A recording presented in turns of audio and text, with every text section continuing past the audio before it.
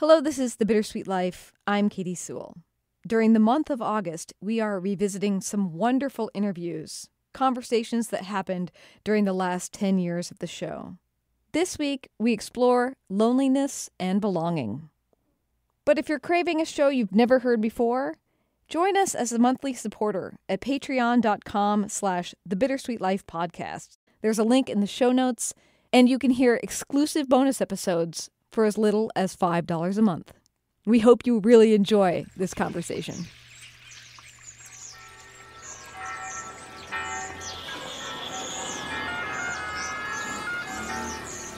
Welcome to Rome.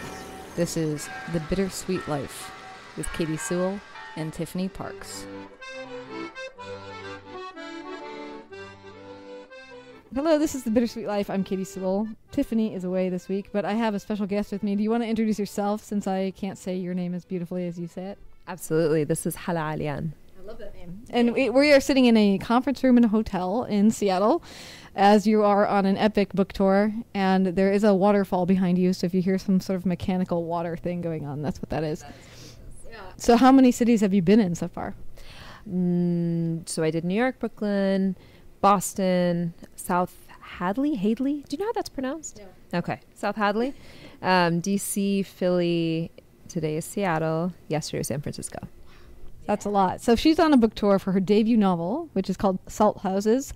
But in addition to that, she's an award-winning Palestinian American poet, novelist, and a clinical psychologist. And you've published 3 books of poetry, I hear. Yeah. And then this new book, Salt Houses, which is about a Palestinian family grappling with the realities of displacement and the question of home, which is, everyone knows who listens to this, is something that we talk about on this show a lot. And I have already admitted that I've started the book, but I haven't finished it, so I don't actually know where it's going. So I'm going to talk to you from a little bit of a place of blindness here. But that sounds good. Let's do it. I thought first, as often people have been asking you on this tour, is you have such an interesting backstory of how much you yourself have moved. I thought I could set it up beautifully, but I thought I'd let you introduce it instead. Yeah, sure. Okay, so my parents met and married in Kuwait, and my mother, when she got pregnant with me, so the situation in the Middle East is that you get what your father has in terms of like passport, and my father, as a Palestinian man, just had the laissez-passer paperwork, so just travel documents. So when she was like 8 or so months pregnant with me, she went and visited her brother in southern Illinois, and so I was born in Carbondale. And then we went back to Kuwait, and then when Saddam invaded a few years later, we went to Syria for a little bit, waited for my father to catch up with us, and then we moved to the Midwest. So we were in Oklahoma and Texas, and then we lived in Maine for a year. And then when I was 13, we moved back to the Middle East, and we lived in the United Arab Emirates. We lived in Tripoli. We lived in a place called Brumana in Lebanon. And then I went and did my undergrad at the American University of Beirut, home of a lot of expats. And then moved back to the States, moved to New York to do grad school. And I've just been here ever since. Wow. So what was guiding your family in all of those moves? Honestly, I think, it wasn't a family of diplomats or anything like that. I think it was just restlessness. My father is someone who has a hard time getting settled into any particular place. I think it has to do with his Palestinianness. And so we would just be in a place for a couple of years, and it would just, that itch would kind of start up, and my dad would be like, wouldn't it be cool if we moved here? Wouldn't it be cool if we moved there? Both my parents work in higher education, and so it was always relatively easy to find. This is like one of the benefits, right, of like degrees and all that privilege. It was relatively easy to find work with like universities and things like that. So what about your mother? Is she that wanderlust type person too, or? Nope. It's been, that has always been a really interesting source of, I don't even know if tension's the right word, but just disagreement between them. That my mother, they both kind of processed displacement in very different ways. And so my father, I think, started to reject places before they could reject him. And my mother has always had this really strong nesting instinct. Like, she loves Architectural Digest. She loves the idea of having a house and a home, and it's the place you come back every year and for holidays. And so clearly they are not on the same page in terms of that. Yeah. So you've kind of made a home now at this point in New York City. Have your parents made a home somewhere else, or are they still moving around? You know, as we're speaking right now, they're putting all their belongings in boxes, My little sister just graduated high school and is actually moving to New York. And so they're leaving Abu Dhabi, where they've lived for like 5 or 6 years now. And they're going to be moving back to Lebanon for the time being. So yeah, they're still at it. Wow. In that initial move, at least initial in your life, when Saddam invades and you move on, was your family fleeing at that point, or was that sort of more of that your dad wanting to wander away? No. That was definitely not wandering away. And in fact, my father actually had to remain in Kuwait for a while after my mother and I fled through Iraq and drove to Syria. But that was, they like applied for asylum in the States. And that's how we were able to settle in there. Okay, so tell me how much do you actually remember about that period, or how did that affect your family going forward? I mean, I think it's sort of impacted everybody differently, right? So my mother, like I was saying, has become very preoccupied with this idea of having a home base, having a place that we can return to year after year. My father and his restlessness, I think. In terms of myself and I think for me and my brother, we both turned to writing, and my sister's like that as well. Just a lot of storytelling and art and music and things that kind of transcend physical place, and things that can kind of transport you back to places that you feel are more familiar than the ones you're in right now. It definitely led us to becoming closer with each other, but it has left a pretty lasting impression in terms of our understanding that any place can be lost at any moment. Oh, that's interesting. So it's that you may have to give up everything at any time. Yes. Yeah, there's definitely a little bit of the like catastrophic thinking in my family. Like I have my brother and I, if any of us call and we don't immediately sound chipper, he's just like, what happened? Did anyone die? Like, what's going on? Like, there's just this assumption that there's always like something that's going to go wrong. And this is from the perspective of like, again, like pretty like privileged diasporic individuals. But yeah, there's something about that. I thought seed got planted a long time ago, and there's a generational memory of place and what can happen to it that never went away. So would you say that your family is sort of, I get accused on the show all the time of having a darker view on things compared to Tiffany, who has a little bit rosier of a view. Oh, she's my co-host. Okay. And would you say that your family has that kind of darker tendency then? I think so. I mean, I think it's yeah. I mean, it's funny when you were saying darker, I was going to say, you mean realistic? And so I would think the answer is yes. Listen to that, Tiffany, by the way. Yeah, I mean, I think, there's like displacement. There's all sorts of displacement, right? There's like by choice, by circumstance, because of necessity. But yeah, I think there's an understanding in our family that things can and have gone wrong. And does that make us a little paranoid? Probably. But one could argue that it's also like there's a self-preservation and kind of being prepared for potentially things going wrong. Right. Yeah. Another question that comes to my mind is because as a little girl growing up and you're moving from place to place to place, do you think of then your life in sort of vignettes of where you are and how where you are is affecting who you are? Totally. Yeah. I'm like, I mean, I feel like I went into psychology on some level because I was so interested in the intersection of like identity, selfhood, and place, physical place, because I'm not the same person that I am if I'm in Beirut. I'm not the same person that I am if I'm in the Emirates. I think growing up, not only would I think of my life in vignettes, I think I also thought of it as like these sort of kind of these like external markers of books. So like I remember, for example, like books and music and things that I was really preoccupied with in different cities. And so if I ever return to those cities, I find myself, I'll give you an example, like when I was in Cambridge, I found myself like really hungry to listen to Josh Ritter because I have an association between Josh Ritter and Cambridge. Not because I've ever seen him there, but just because that was the music that I was listening to a few years ago when I was in Cambridge. And so I get really hungry for certain things when I'm in certain places. And I think it is because I organize my understanding of a place around what makes me, whatever it was that made me feel most alive when I was living there or visiting there. That's so interesting. The thing that made you feel most alive there. The most vibrant details that I can remember from a particular place. And then I return to it. I suddenly have like a craving for this random thing that I haven't thought about in years. Give me a few more examples of when you say that you're actually like a different person in Beirut than you would be in Cambridge. Can you illustrate that for me? I mean, Beirut's always a good example because it's a place where, talk about a place where anything could go wrong at any time. It's a place where I always feel much more aware of myself as a living being and aware of myself as a mortal being. I don't think it's a coincidence. I mean, it's a place that there are like random bombings and assassinations and, you know, and so when I'm there, I tend to be a little bit more, I think, carefree and just laid back and kind of more like life is what it is. And if things happen, they happen. Like, what are you going to do? I take more risks when I'm in Beirut because it's a riskier place. And there's something about it that kind of tugs for that from the person. When I'm trying to think of a good example. How about in Brooklyn, New York, where you live now? That's what I think of as my home base. And so I would say I'm probably the most honest version of myself in Brooklyn and probably the most unguarded version of myself because I know where to go for groceries and I know like if the subway's not working, I know what bridge to walk. Yeah, I think it's the closest thing I have to a home right now. Do you like yourself better in certain environments?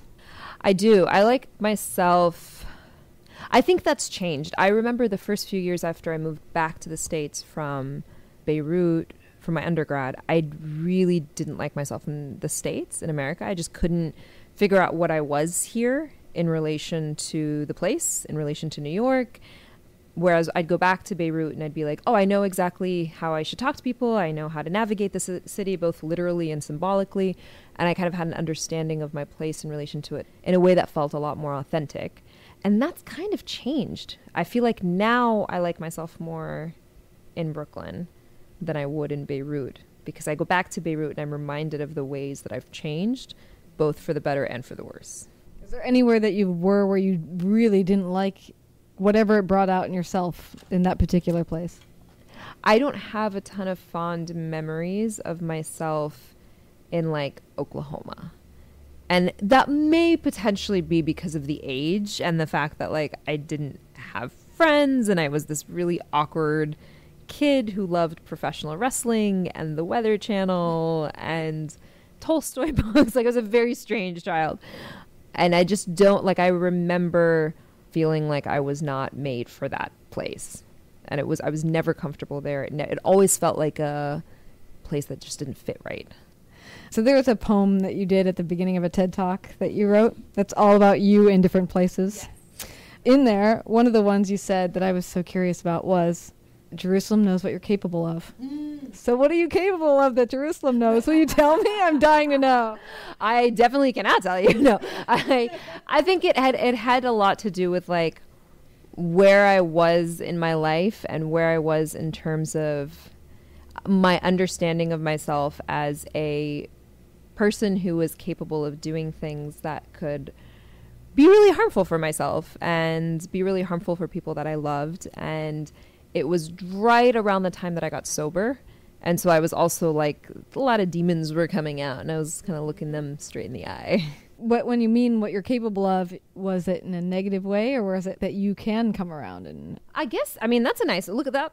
It's a little positive moment. It's a positive spin on it. Yeah.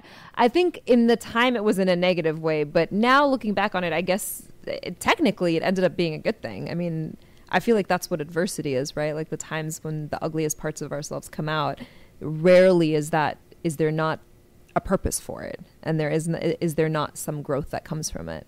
Yeah. I think it's so interesting in your examination about how a place affects a person and even just how you describe how you're different in different places.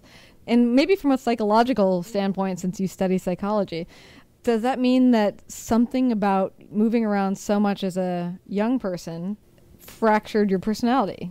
I think it definitely fractured my identity, and identity plays into personality. So in that sense, yeah, I mean, I think you have to acclimate so quickly, especially as a young child, right? So like when I was 11, I was in Oklahoma, 12, I was in Maine, 13, I was in the Emirates, 14, I was in Tripoli. Like those are vastly different places, and there's vastly different norms and cultural scripts and narratives that you kind of have to conform to fit in. And at that age, you know, especially that like early preteen, like fitting in is, everybody's so thirsty for that.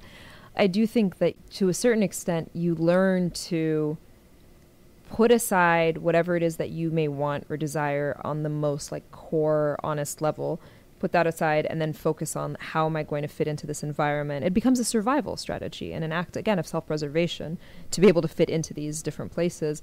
So I think it comes along with a skill set that's very useful and certainly has served me well, but it also took me a very long time to unlearn how to just adapt to an environment and to accept that like there are some environments that maybe are not made for me or I'm not made for them and I can look for others.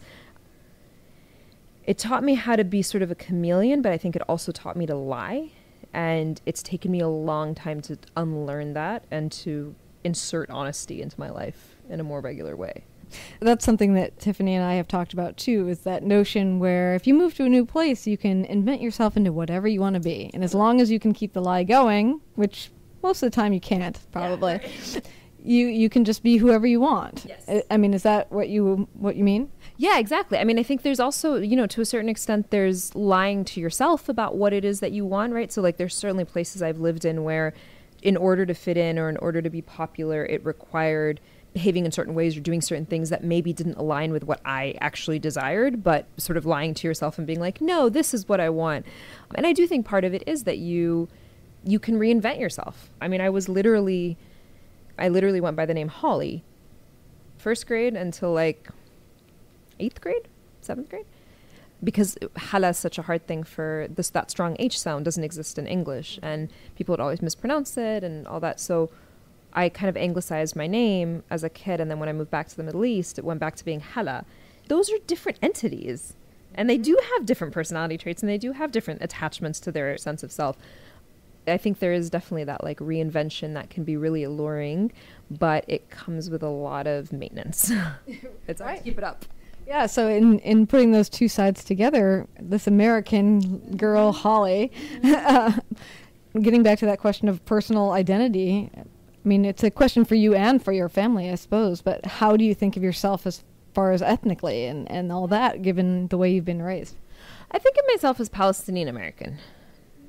In terms of ethnicity, I think of myself as Palestinian, by like origin, by bloodline, like that sort of thing. My, you know, both of my father's parents were Palestinian. My mother's father, Palestinian by way of Lebanon, so they all like had a Lebanese passports. And my mother, you know, considers herself Lebanese. My mother's side of the family, a lot of them consider themselves Lebanese because they've never been to Palestine, so their home is Lebanon. And my maternal grandmother was Syrian, so that's kind of how I think of it in terms of ethnicity. And then there's the nature and nurture, right? So then there's a nurture piece, which is that I spent a lot of time in the States growing up. I speak English without an accent. I always went to English-speaking, either American or British schools. So I think of myself as kind of this like little medley of those two things. Mm-hmm. I have to ask, just since you've lived in both places, in the Middle East and in the United States has such weird conceptions of what the Middle East is. Mm-hmm. What one of those bothers you the most? I mean, there's a lot, right? No, I'm like, that isn't even a fair question. I don't like, I the idea that like Arabs or Muslims are terrorists is not. Yeah, that's a big one. That's not only is it like not a pleasant stereotype, it's a dangerous one, and it's one that costs many people their lives and has allowed Arabs to be dehumanized and used as a justification for a war and for attacks and all sorts of things. So I think that's like a particularly dangerous one. I do think we live in a time where Reza Aslan, I was listening to an interview of his not that long ago where he was talking about like getting the appeal. He wasn't supporting it, but he was like, I get the appeal of Trump for a lot of people, where it's like if somebody comes to you and says, all your problems, I'm going to give them one name, and that name is going to be Mexican. That name is going to be Muslim. That name is going to be Arab. You know, that like it simplifies it. And I think that there is that for a lot of people, the Middle East, the Arab world is one that is very black and white and very simple in their minds, very simple, very much simplified. And American foreign policy has helped with that a lot. The media depictions of Arabs has helped with that a lot. So that's one that particularly bothers me. I think there's just a lot of exotifying Arabs. And I particularly dislike this idea that all veiled women need to be liberated and saved, and white feminism applied to women of color is something that particularly rankles me. But yeah, I mean, I think it's like anything, and I'm sure this is something that comes up on your podcast a lot, is like if you take people and you force them to be face to face with the thing they don't understand, it's very easy to hate something you don't understand. It's a lot harder to hate something if it has a face to it and a name to it and you've eaten at its dinner table. And I think that's where, in my opinion, travel isn't just something that people are interested in, they should do. I actually think it really does. It humanizes parts of the world that otherwise don't really have a face to them. Right, and I think that a lot of Americans would be afraid to go to the Middle East. Yeah. I kind of understand that. Like, I think that is a fair thing to be afraid of to certain extents, but it really depends on the place. I mean, I think Beirut is a place that gets a bad rep, but is actually really beautiful. And for the most part, if you stay in certain neighborhoods, like most of Beirut is pretty safe. Granted, like, there is always a risk of certain things happening there that maybe the risk is not as high if you're in Seattle, say, but it's still a super, for the most part, very liberal place. Tons of expats, tons of partying, tons of, all of that stuff that people don't associate with that part of the world. But I get it. I mean, I also think it's always interesting to me because a lot of the places in the Arab world are unsafe, not completely unrelated to things that America's done. So there's also that interesting relationship between a place being seen as not safe or people that live there being seen as sort of like savages or like not, really violent. And it's convenient. Like, history is very short for some people. Like, the memory of history is very short. Yeah. Is that conflicting to you, being a person who lives here? Here, the United States has caused so many of the problems over there. Yeah. But then you're also from there. Your family's from there. So. Yeah, I mean, look, I love this country. I think that I'm happy to be American. I think it's a hell of a privilege in this day and age to be American, to have been born here, and to have the passport. I think it's really the only place on the planet that I can think of where you can really say whatever you want. And again, you need the passport for that. It isn't true for like everybody who's on American soil, but I do think that, if you have certain privileges and you can claim birthright and citizenship to this country, it is kind of unlike anywhere else in the world. Does that mean it's perfect? No. Does that mean it doesn't have flaws? Absolutely not, right? But in terms of what we're working with in general, in terms of transparency and being like freedom of speech, there are a lot of things that you get here that you don't get elsewhere. But yeah, I mean, I'm certainly conflicted. It's hard to be from two different parts of the world that at times feel like they're directly opposed to each other. And I do think there's a way for that kind of dialectical truth to be, it's not either or, it's both and there is a way to kind of carve room for both of those identities, but it requires a little bit more legwork. Yeah.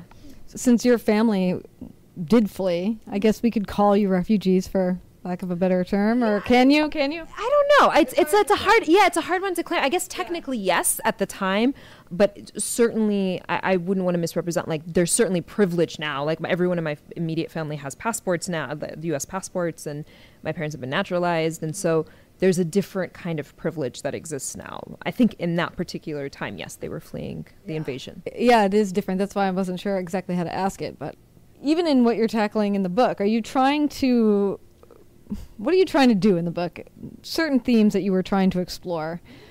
How does it relate? I think I'd be sort of lying if I said that I set out with any kind of agenda or like if it was as thoughtful as that. A lot of it has been in hindsight, looking back on what I've written and thinking about what are some of the things that stand out to me. But I didn't sit down with like, I'm going to explore this, I'm going to explore that. I will say what I ended up exploring, intentionally or not, are themes of displacement, themes of immigration, the diasporic experience, the idea of home and belonging, and finding belonging in people and experiences and not in places necessarily, because that's not a luxury that everyone has. Like, not everybody can claim a place and then just be there for their entire life. And a lot of just looking at intergenerational conflicts and the things that arise when one generation of a family is born and raised somewhere where, like I was saying earlier, there are certain cultural values and norms and, social scripts, and then you're raising your kids somewhere where they're totally different, and so you're kind of not super well equipped because what you've been taught and how you've been raised doesn't necessarily translate to this new place, and then those kids grow up and have their own kids, and so that idea of kind of that third culture, like having to create a culture for yourself that combines those two elements, so that I'm Palestinian, I'm American. There are elements of both of those things that I love. There are elements of both of those identities that I dislike. And so I can take what works for me and kind of make it into my own culture, and by extension of that, my own home. Mm-hmm. Did your mother have trouble, the mother and father have trouble parenting you Was there a disconnect there for you from like what they would have been able to impart to you, but then what you actually needed or experienced throughout your growing up years? I think so. I think especially in the States. I mean, I think my parents did a really remarkable job. Like they kind of did the best they could with what they were given. And so again, there was like anglicizing names. They already spoke some English and like they perfected their English and would come to parent teacher conferences, took us to extracurriculars and all that good stuff. I do think though, you know, this is just what happens with immigrant families. You'd go home and there'd be a completely different life, right? Like you'd be spoken to in Arabic, you'd be eating different kinds of food, you'd be, you know, watching different kinds of shows, you'd be reading different kinds of books, and then you'd go into school the next day and you'd become Holly, right? And like it would be this totally different personhood. Again, they did what they could in that context, but they were also like raising two brown kids in the Midwest in very mostly white neighborhoods and trying to navigate this sort of new place that they were trying to understand while also trying to make us feel as acclimated as possible. So there was definitely, I'm sure there was tension between what their values were and then what the values of like our schools were and our neighborhoods and our friends and our, you know, sleepovers, for example, are not something that is common in the Middle East. Like that's a weird concept of like, why would you go sleep in somebody else's house? People are going to think we don't have beds. Like, why would you go do that? You know, so it's like a very weird idea. And so in the States, I was like 13 when I was able to do my first sleepover because they were just so bewildered by that concept.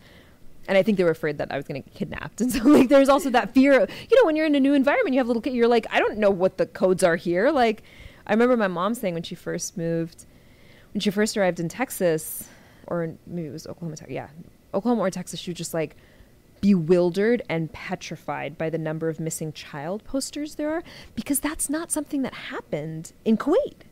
That's not something, even now, and like when I think about like missing, like people don't get kidnapped really, you know?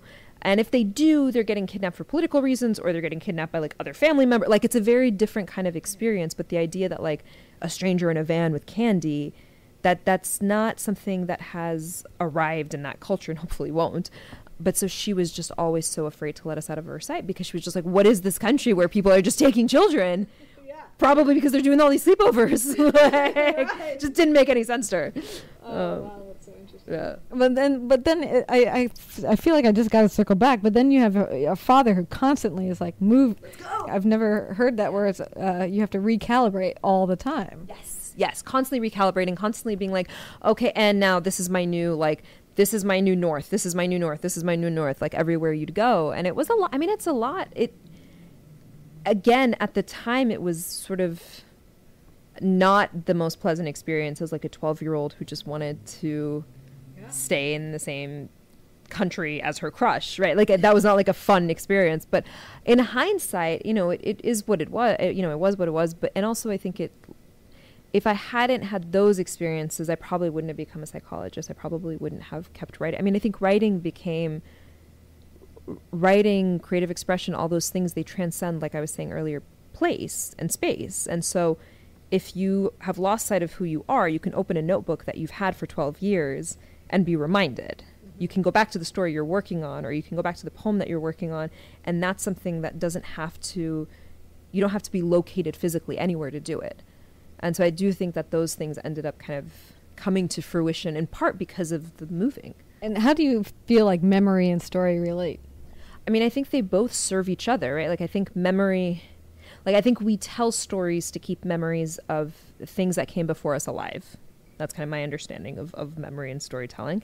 And I think a lot of the times the like memories are also a way for us to, we have to tell ourselves a story to make sense of our memory, which is essentially what therapy is, right? Like you come in and you're talking with somebody and you end up as a therapist trying to be a vehicle for that story to make as much coherent, cohesive narrative sense as possible.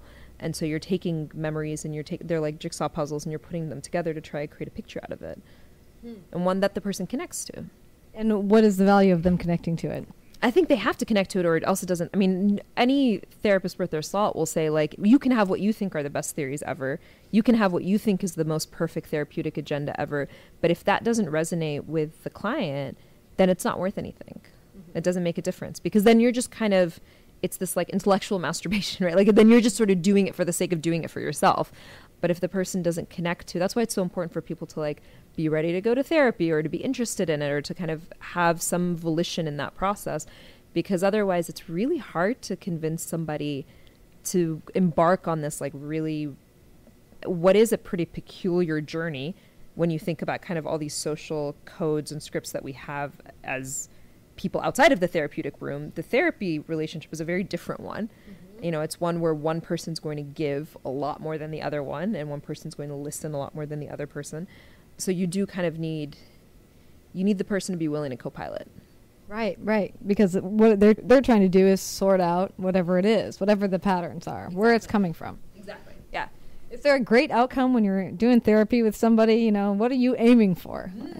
I mean, ideally, I think it depends on the person, right? So like, you know, for some people, they will come in with a very particular goal. And I'm trying to think of an example. Like someone comes in and they have like a phobia of airplanes.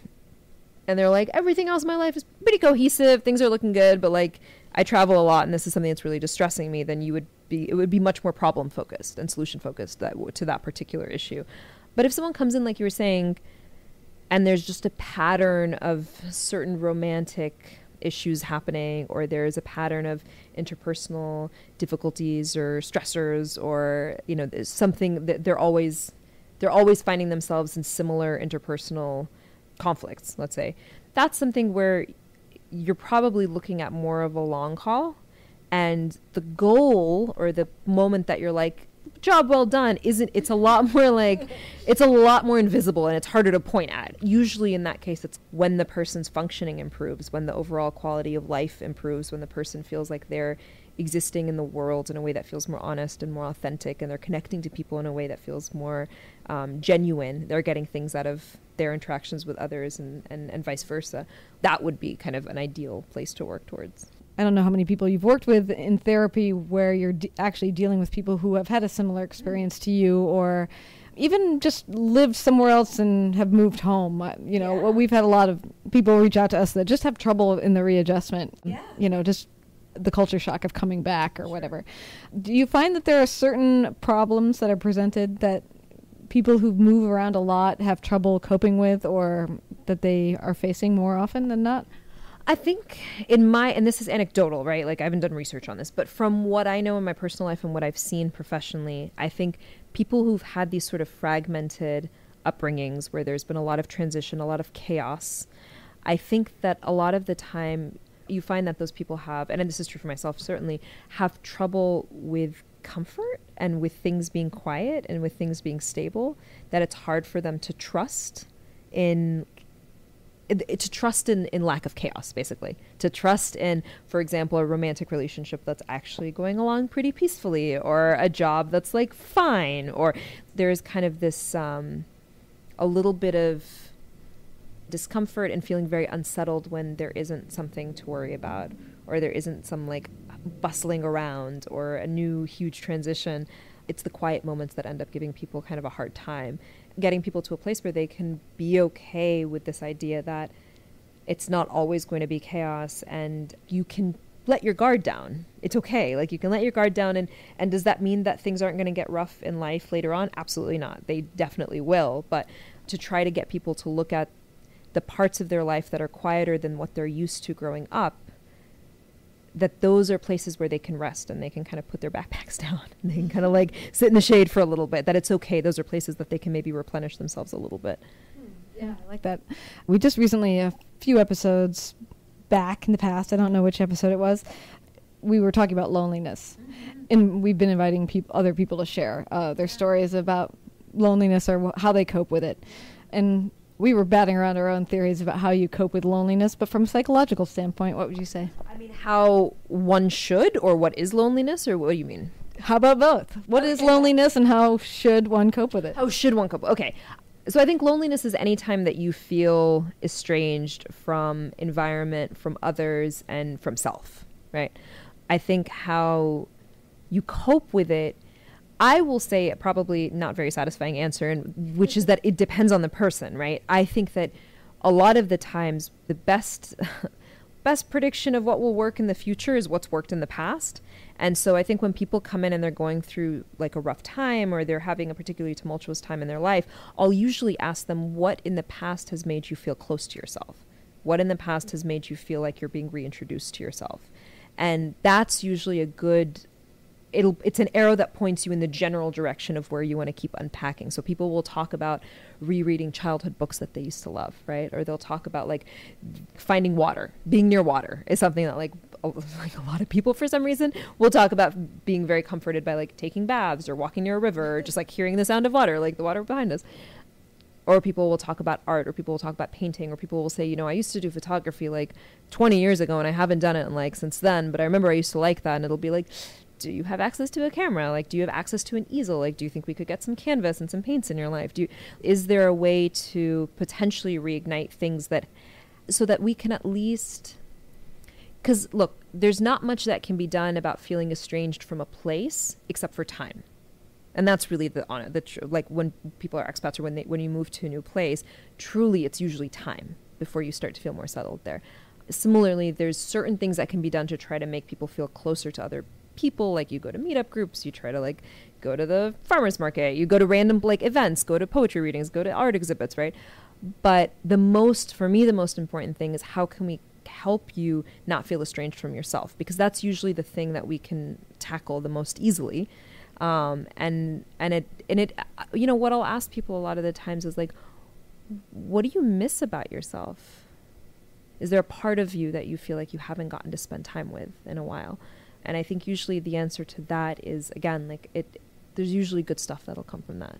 That's interesting. I think that the concept of being estranged from yourself would be something that I would imagine that some listeners would say, well, how can that even be? Yeah. You know, I am myself. So how can that even be? Well, I think, you know, you can be yourself and kind of going through the motions and existing, and we're here and we're talking, we're drinking the water, and we're, you know, and still feel like you're a million miles away from the things that make you you, or the things that make you the version of you that you like, and the version of you that you feel joy towards and gratitude towards. I think that you can be existing in this world without being lit up by it. And I think that's the difference between kind of living in a way that's really engaged and purposeful and mindful in the environment around you versus just kind of living. And don't get me wrong, sometimes we have to just live, right? Like sometimes either to protect ourselves from things that are going on that are difficult, or just because you can't always be super mindful of everything, right? And like just like living your life like, oh, there's the sound of the train and there's the what, like that, we would be overwhelmed. It would be exhausting, right? So there's a merit to also being on autopilot to a certain extent. Like we can't, if we did live super invested in every second, nothing would really mean anything. You know, none of the good stuff would pop out anymore. But I do think there's something to be said for like, can you find ways within your weeks, within your days to just sprinkle just like a teeny tiny dash, just a tiny dash of something that brings you closer to your idea of what it is that you are, if everything that was getting in the way of you being happy was swept aside. Like, what would that person look like? Mm-hmm. You know, ask people to like literally describe, like, what would you look different? Would you stand differently? What would you be listening to? What would you be reading? What would you be watching? Like, what would that ideal person look like?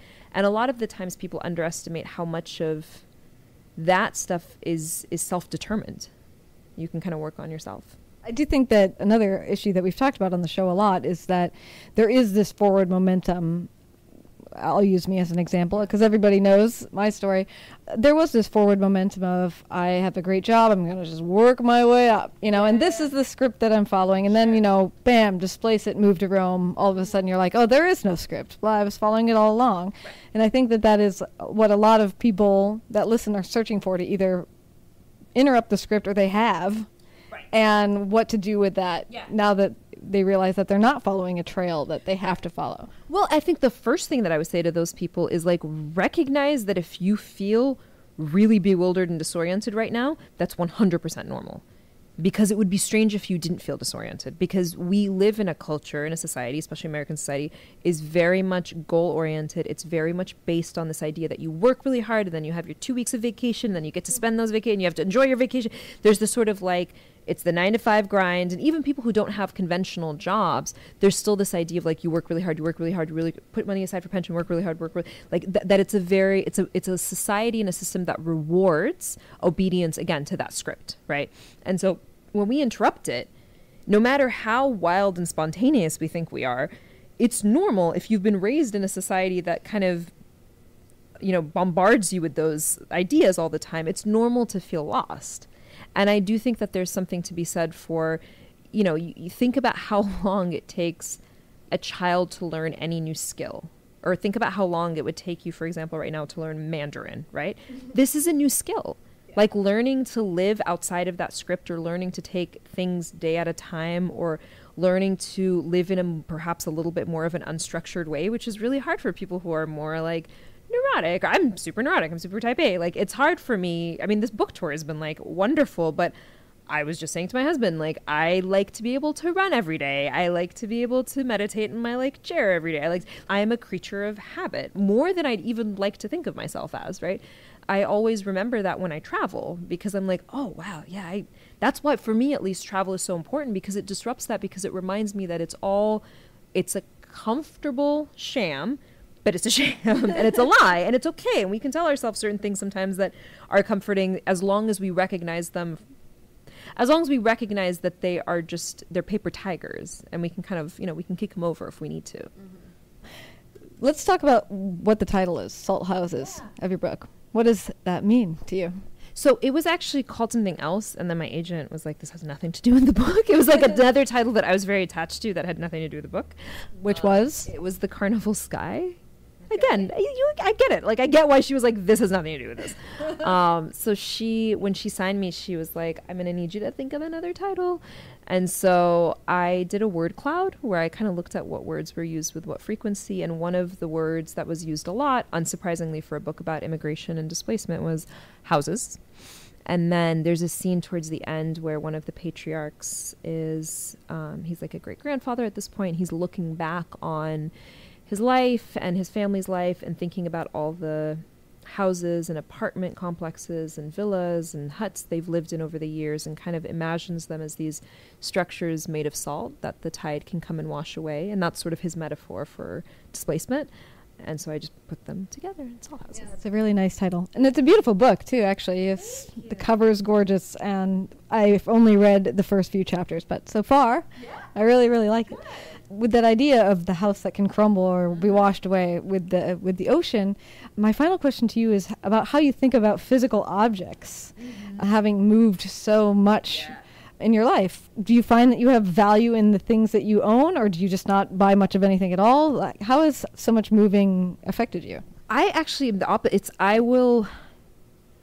I think I feel like most objects are trinkets, regardless of what their actual price is. And so I have this relationship with objects where I will get very attached to like 5 pieces of clothing and wear those pieces of clothing all the time. But I'll have much more in my closet, and then every season change, I'm just like, I will give away like half of what I have. And I'll still go out and buy more, but like I just don't I used to get very attached to things when I was younger, and when I was a teenager in my early 20s. Things meant a lot more than they do right now. I think right now, photographs mean a lot, letters mean a lot. That's kind of it. Like, I can't really think that my teddy bear that I've had since I was like 7 means a lot. Like, really sentimental objects, like things that my grandmother's given me.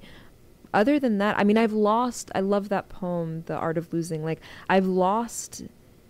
it's such a brilliant piece, because it really does kind of map out how you have to lose things that really, really matter to you to recognize that like nothing really belongs to you. And that's okay. That can be okay, So I've had periods in my life where I've lost things that were super sentimental, really, really meant a lot to me. Having to mourn those things and move on and accept it was a really painful lesson. But I think it has allowed me now to be like, I'm in a place of luxury and privilege where I get to have things, which is not what most people, like a lot of people don't. That also means that those things, they get to be mine for now. This dress is mine right now. It won't be mine forever, and that's okay. And kind of having a little bit more of that transient relationship to things and to the world in general. Yeah, I think it's felt a lot, at least for me, a lot healthier, a lot more honest. Do you feel the same way about people? I used to. I think I have a... it depends on what ring, like what circle of friends we're, like how far the circle goes out, right? So I think in terms of more periphery friends and acquaintances, it's not that I think of, I mean, people aren't like objects. Like, I don't think of them as things that you can lose and it doesn't matter. I do believe now in a way that I didn't before that a friendship or a relationship can end and it doesn't mean it was a bad relationship. Something can end and you can still find a way to end it that like pays tribute and honors what you had with the person, whether that was a friendship or a family member or a partner. So I think my understanding of things having to last forever, which is an idea I was very obsessed with when I was younger, which makes sense because that was how I tried to find like order in the world. I've let go of that a lot. It's it's like scarier territory, but it's also there's something more liberating about it. Well, wow, it's been fun to talk to you. Yes. Do you want to say your name again? Yeah, Hala Alyan. I love the name. It's the way you say it. I would say it more like Hala Alyan, which is kind of how it's spelled. It is. Well, if you're looking it up. And those are English letters. I mean, they're both my first and last name have letters that don't exist in English. So I never fault anyone for not being able to pronounce it. I mean, the way you say it makes it sound like it's a song. Like a song note or something, and maybe that's what your parents were intending. Yeah, maybe. Anyway, the new book is called Salt Houses, and I'll put a link to your website on ours, thebittersweetlife.net. Thank you so much for doing this. Thank you so much for having me. This has been great. All right, this is The Bittersweet Life. I'm Katie Sewell. You've been listening to The Bittersweet Life with Katie Sewell and Tiffany Parks. If you'd like to support the podcast, find the donate link at our website, thebittersweetlife.net. All donations are used exclusively for the creation of audio content, and every donor receives a handwritten thank you note. If you enjoy the show, please subscribe on iTunes, Stitcher, or wherever you get your podcasts. Follow us on Twitter at BittersweetPod and on Facebook at the Bittersweet Life Podcast. Write us a review and tell your friends about it so we can reach more expats, future expats, repats, travel lovers, and armchair adventurers like you. Thank you.